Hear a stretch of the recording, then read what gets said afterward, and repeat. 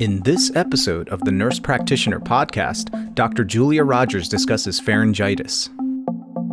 Who is at increased risk for having pharyngitis, and specifically group A beta hemolytic strep pharyngitis?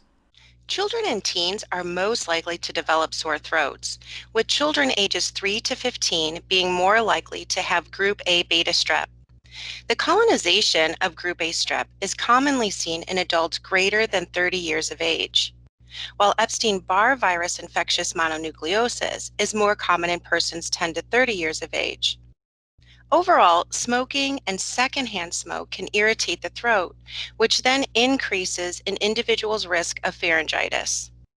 What is the significance of understanding the pathophysiology of group A beta hemolytic strep pharyngitis? The importance of understanding the pathophysiology of pharyngitis is that it is one of the most common complaints presented by individuals in an outpatient primary care setting. In fact, in the United States, an estimated 15 million healthcare visits per year are attributable to acute pharyngitis, with total associated costs being more than $500 million per year. With such statistics, it is important for nurse practitioners to have a clear understanding of the pathophysiologic process of pharyngitis, because it will be a common complaint seen in primary care. So let me explain a little about the pathophysiology. The etiology stems from an invasion of a pathogen that causes inflammation of the tonsils and pharynx. When protective barriers of defensive mechanisms are weakened, then there is an opportunity for these organisms to invade and cause disease. Acute pharyngitis can be viral, bacterial, or caused by a sexually transmitted infection. The progression of acute pharyngitis includes colonization, invasion, multiplication, and dissemination of pathogenic microorganisms. Transference of microorganisms, whether viral or bacterial, can occur through direct or indirect transmission, while sexually transmitted infections are transmitted directly. As we are all aware, respiratory transmission occurs by means of coughing, sneezing, and breathing of an already infected individual, which releases airborne droplets that are inhaled by non-infected individuals. Viral etiologies include the rhinovirus, adenovirus, and Epstein-Barr virus. The most common bacterial cause of acute pharyngitis is group A streptococcus, which accounts for approximately 5 to 15% of all adult cases. And finally, sexually transmitted infections, such as herpes simplex virus and gonorrhea, can cause acute pharyngitis. Other less common causes include allergies, trauma, cancer, reflux, and certain toxins.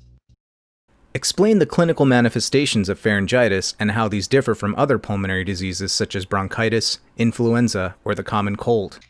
Patients with acute pharyngitis caused by a virus have signs and symptoms consistent with an upper respiratory tract infection, such as conjunctivitis, coryza, cough, diarrhea, hoarseness, discrete oral lesions, and viral xanthema.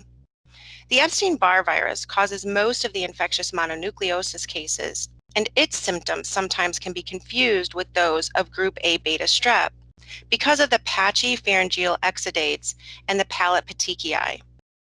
In contrast, with other forms of acute pharyngitis, symptoms caused by the Epstein-Barr virus are often prolonged and lasting 2 to 3 weeks.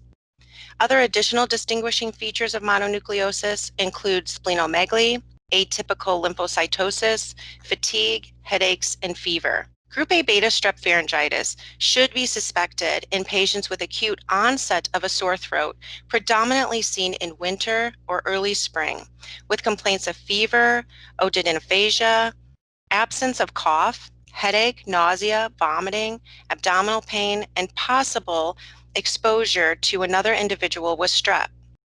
Physical exam findings that support the diagnosis include tonsillar inflammation and exudates, palate petechiae, anterior cervical adenitis, and scarlatiniform rash. It should be noted that up to 30% of patients are colonized with group A strep. Therefore, even though an individual may have a positive rapid strep test, the patient should be suspected of having a secondary viral or sexually transmitted etiology if there are no clinical symptoms of group A strep present. It is important for the nurse practitioner to rule out sexually transmitted infections as the cause of acute pharyngitis in any patient with high-risk behaviors. While most patients with pharyngitis caused by herpes simplex or gonorrhea are asymptomatic, some can complain of a sore throat or have painful oral pharyngeal ulcerations, which is one of the most distinctive characteristics.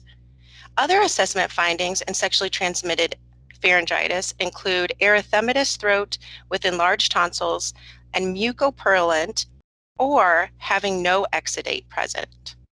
Are there diagnostic tests that should be ordered if the nurse practitioner suspects an individual has pharyngitis? The decision to perform diagnostic testing on patients presenting with acute pharyngitis should be based on the clinical and epidemiologic characteristics of the illness.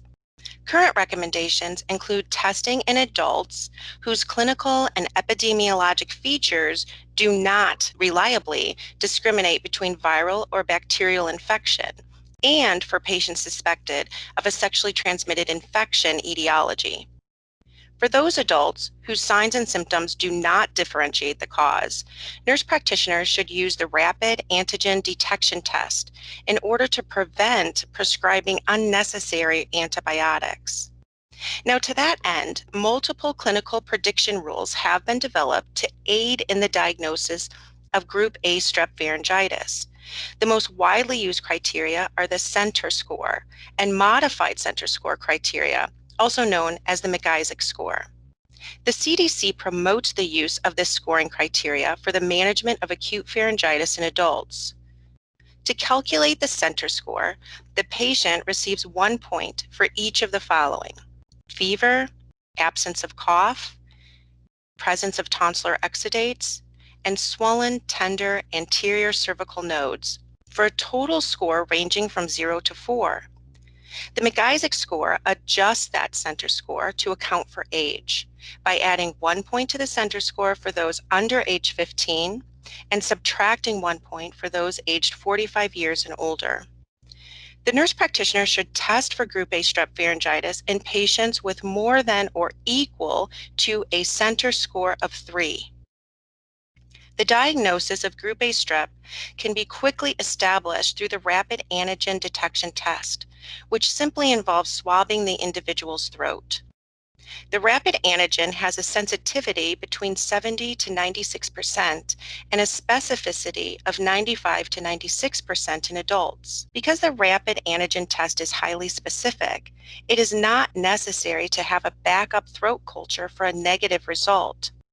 This is certainly the case for adults due to the decreased incidence of group A strep and low risk of rheumatic fever. It should also be noted here that diagnostic testing of asymptomatic household contacts is not recommended. Also, as a side note, a monospot test should be considered for Epstein-Barr in patients with suspected of infectious mononucleosis.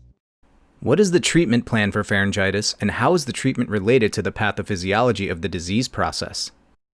Treatment for viral pharyngitis is supportive, with symptoms generally subsiding over 5 to 6 days on average. While acute viral pharyngitis is non-life-threatening, it does have negative impacts on a patient's quality of life. These influences on quality of life include pain, difficulty swallowing, sleeping, and breathing. The use of oral analgesics, gargling, drinking fluids, sucking on throat lozenges or popsicles can provide relief of that sore throat. And antipyretics can be useful in reducing fevers. Therapeutic options for group A strep are aimed at complete eradication of the pathogen. Nurse practitioners should treat patients with antibiotics only if they have a confirmed group A strep. The inappropriate use of antibiotics certainly raises concerns about antibiotic resistance and rising costs associated with pharyngitis treatment. Patients should be treated with an appropriate antibiotic at an appropriate dose for the recommended duration that is likely to eliminate the organism. Penicillin or amoxicillin is the drug of choice due to the narrow spectrum of activity, infrequency of adverse reactions, and modest costs. Both penicillin and amoxicillin are dosed for a 10-day period. For patients with penicillin allergies, first-generation cephalosporins can be used for 10 days, clindamycin or clarithromycin for 10 days, or azithromycin for 5 days. Patients with recurrent pharyngitis that have diagnostic evidence of group A strep can be chronic carriers who are having repeated viral infections. In this instance, antibiotics are not recommended. A referral to a specialist is warranted for recurrent infections that do not improve after antibiotic treatment. Persons that test positive for sexually transmitted infection pharyngitis should be referred for counseling regarding the behavioral, psychosocial, and medical implications of infection. Pharyngitis is one of the top 12 diagnoses billed in primary care. So can you speak a little bit about billing for pharyngitis and related disorders? The coding for acute pharyngitis is really straightforward, as long as acute is differentiated from chronic. Acute pharyngitis is coded as J02.9 and chronic pharyngitis is J31.2. It is vital to document the causative agent if known. For example, J02.0 is used to indicate acute pharyngitis due to streptococcus. If the cause is due to an other specified organism, then J02.8 code should be used. The B92 through B97 categories of codes are used with the J02.8 to identify specific causative organisms. For example, acute pharyngitis caused by the adenovirus would be billed as J02.8-B97.0. It is important to note that there are certain infection causes of pharyngitis that are not coded under J02, but are coded relative to the category of the major causative agent. For example, acute pharyngitis caused by herpes is coded as B00.2, whereas acute pharyngitis due to gonorrhea is coded as A54.5. If the cause of acute pharyngitis is truly unknown at the time of care, then the code J02.9 can be used. What is the nurse practitioner's role in managing pharyngitis disorders? The role of the nurse practitioner in management of acute pharyngitis is multifaceted. While it is important for the nurse practitioner to educate patients on preventative strategies to reduce the risk of contracting pharyngitis, they should also educate patients on antimicrobial stewardship. Despite the majority of acute pharyngitis cases in adults being viral, up to 75% of adults with pharyngitis are prescribed antibiotics, even though group A beta strep is only associated with 5 to 15% of the cases. An astute nurse practitioner will consider the patient's history and physical exam to determine if the acute pharyngitis is viral, bacterial, or related to a sexually transmitted infection. They will also calculate a modified center score, consider the benefit of a rapid antigen detection test, and treat accordingly, being mindful to supportive measures.